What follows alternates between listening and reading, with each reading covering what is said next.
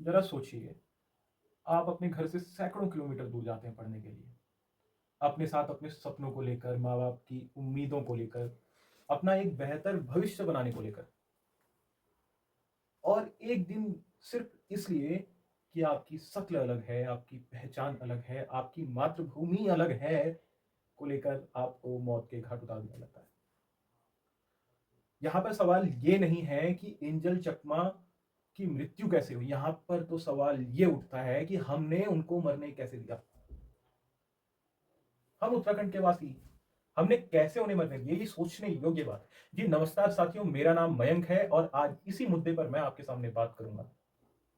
Angel चकमा कोई आंदोलनकारी नहीं था, वो कोई अपराधी भी नहीं था, वो सिर्फ एक छात्र था, एमबीए का छात्र जो देहरादून में पढ़ रहा था। और उसको भरोसा था हमारे भारतीय संविधान पर, जो ये विश्वास दिलाता है कि हम सब भारत के नागरिक हैं। हम सब भारत के नागरिक हैं, चाहे हम किसी भी राज्य के क्यों ना हों। उसका संविधान पर अटूट भरोसा था। लेकिन क्या वो भरोसा कायम रह पाया है? विचार कीजिए। दिसंबर 2025 की एक शाम को वो टहलने निकला था। रास्ते पे कुछ लोगों ने उसको आपत्ति सूचक शब्द कहे, जिनको हम आम भाषा में मजाक कहते हैं। मजाक के बारे में मैं अभी आपको बताऊंगा, पहले आप ये थोड़ा दृष्टांत समझिए।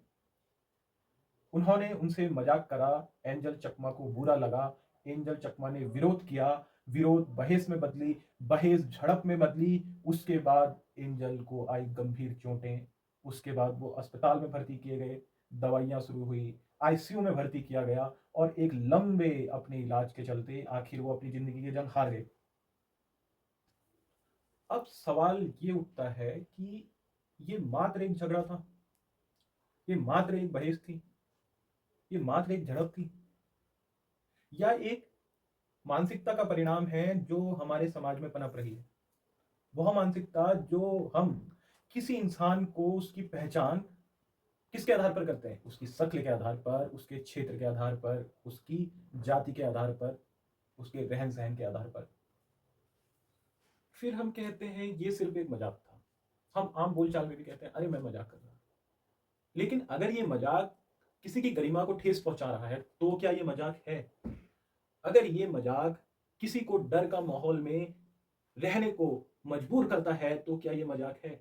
और अगर ये सारी परिस्थितियां उत्पन्न होती है मात्र एक मजाक के कारण, तो आप सोचिए आपका मजाक मजाक नहीं, एक मानसिक हिंसा में तब्दील हो जाता है। पुलिस ने अपनी कार्रवाई शुरू करी। कार्रवाई में आरोपियों को गिरफ्तार किया गया। तत्काल गिरफ्तारी हो गई थी। इस बारे में हम पुलिस को धन्यवाद देते हैं कि उन्हें कुछ गिरफ्तारी तुरंत करी। उसमें से एक मुख्य आरोपी अभी फरार है। लेकिन एक आपको महत्वपूर्ण बात बताता हूं, ये जो आरोपी गिरफ्तार किए ना, इनमें 2 नाबालिग हैं। इसको समझिए आप।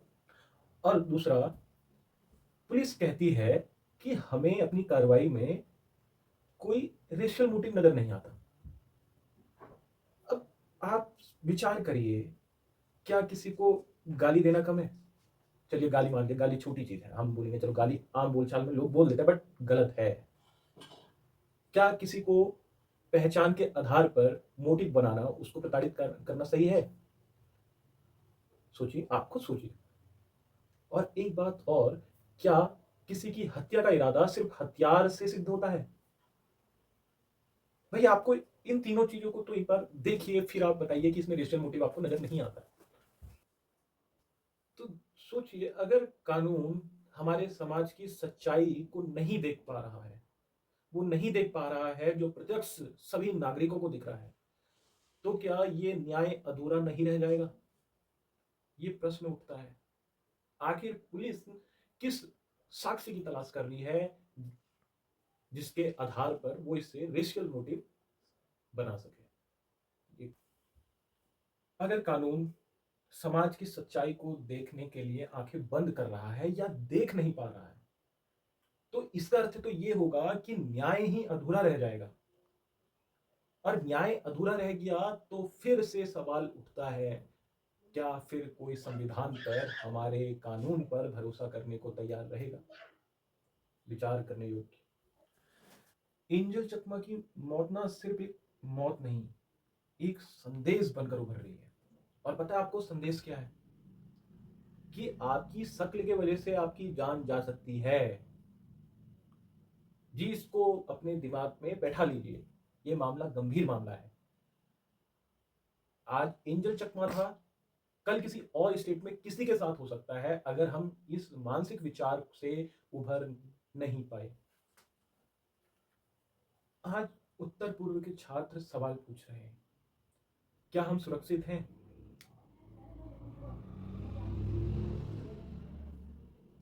क्या हम भारतीय राज्य में सुरक्षित हैं? और उनका ये सवाल वाजिब भी है कि आखिर क्या सच में वो इस देश में सुरक्षित है? वो देश जिसे वो अपना देश मानते हैं, वो कहते हैं कि हम भारत के नागरिक हैं, भारत हमारा देश है। और इससे भी बड़ी बात कि समाज का एक बहुत बड़ा वर्ग इस मामले पे चुप है, मानो उसके कान में यूं ही नहीं रेंग रही। एक कहावत है हमारे वहां, मतलब उसको कुछ असर ही नहीं पड़ रहा। एक तरफ नॉर्थ ईस्ट के युवा डर का माहौल में जी रहे हैं, डर का माहौल बना हुआ है कि क्या हम भारत राज्य में सुरक्षित हैं। और एक तरफ जहां पर हमारी जिम्मेदारी होनी चाहिए कि हम उनमें हिम्मत बढ़ाएं, उनको बताएं कि आप सुरक्षित हैं, जितना भारत हमारा देश है उतना आपका देश है, क्योंकि आप भी भारत के नागरिक हो, वहां पे समाज का चुप रहना कहां तक सही है?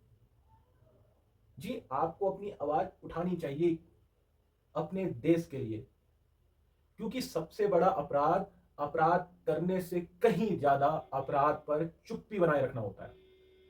हम चुप रहेंगे, अपराध करने वाला अपराध करते जाएगा, उसको बढ़ावा मिलता जाएगा।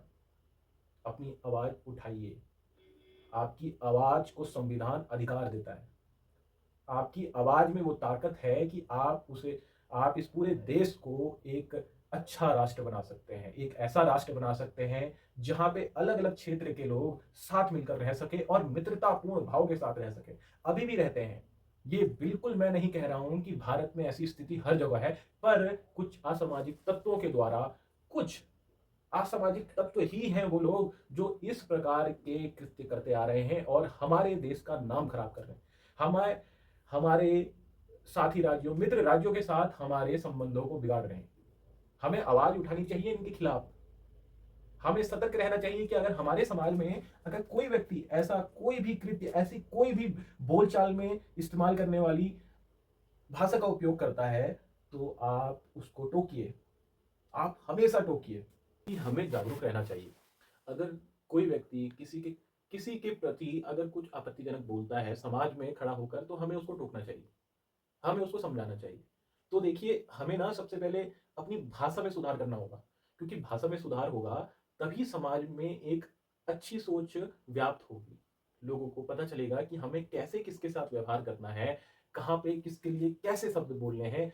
हालांकि इसमें थोड़ा सा कठिनाई हो सकती है, पर मानिए, सच में अगर आप ऐसा करेंगे तो आप एक अच्छे समाज की नींव रख रहे हैं। और दूसरा, हमें कहीं ना कहीं अपनी शिक्षा पर भी ध्यान देना चाहिए। शिक्षा मात्र किताबों से पढ़ के आप नहीं बोल सकते कि मैं शिक्षित व्यक्ति हूं।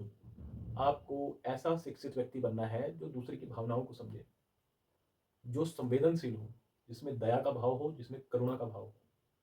जी हाँ, आपको इस पर अमल करना चाहिए, आपको इस पर विचार करना चाहिए। साथ ही साथ कानून बनाने चाहिए, सरकार द्वारा सख्त कानून बनाने चाहिए, जिसके हिसाब से ये तय हो सके कि कौन सा कृत्य समाज में अराजकता फैला रहा है। और मानिए, नियम इस आधार पर भी बनाने चाहिए कि मात्र अपराध किसी को मारने से, किसी को चोट चोट पहुंचाने से नहीं होता। यह अपराध तब भी होता है जब किसी को मानसिक रूप से हिंसा की जाती है, किसी को मानसिक प्रताड़ित किया जाता है। और सबसे महत्वपूर्ण बात, कोई भी बदलाव, किसी भी प्रकार का बदलाव, सबसे पहले उसकी शुरुआत होती है घर से, आपके दोस्तों से। क्योंकि आपका घर, आपके दोस्त मिला के ही ये समाज बनाते हैं।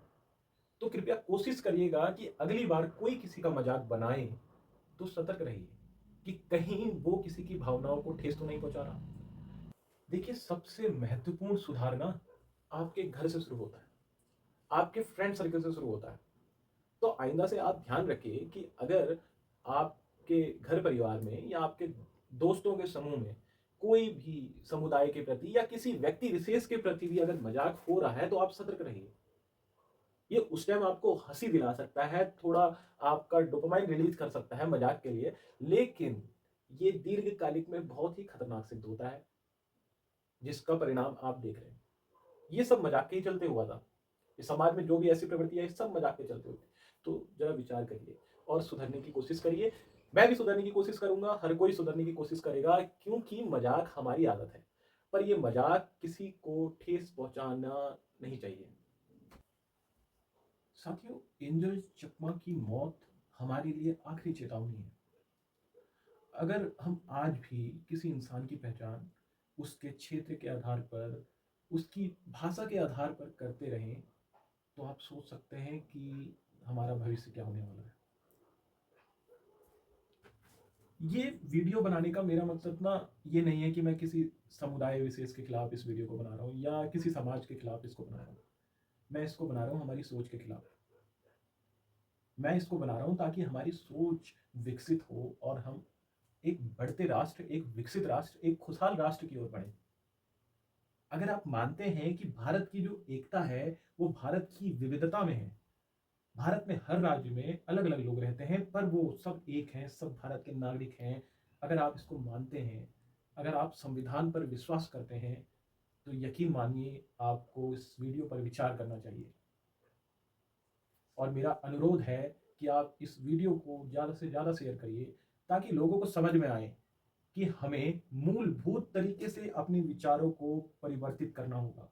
हमें समझना होगा कि चाहे कोई व्यक्ति महाराष्ट्र का हो, जम्मू कश्मीर का हो, बंगाल का हो, केरला का हो, तो आप सिर्फ लाइक मत करिए, आप इसको ज़्यादा से ज़्यादा लोगों तक पहुंचाइए ताकि हम इस विचारों को बदलने की प्रवृत्ति में अग्रणी हों। हम एक ऐसे देश का निर्माण करें जिसमें सब अच्छे तरीके से रहें, हम सब एक दूसरे को अपना माने। हमारे आपस में ऐसा कोई भाव नहीं होना चाहिए कि आप मुझसे अलग हैं, मैं आपसे अलग हूँ, आपकी शक्ल अलग है, मेरी शक्ल अलग है। जी मानिए, इस पूरी दुनिया में सबकी शक्ल अलग है, तो ये भाव निरर्थक है कि उसकी शक्ल अलग है तो मैं उससे भेदभाव करने का अधिकारी हो जाता हूँ। ये सोच गलत है। इसको ज़्यादा से ज़्यादा लोगों तक शेयर कीजिए और एंजल चकमा को जस्टिस दिलाने में मदद कीजिए। धन्यवाद।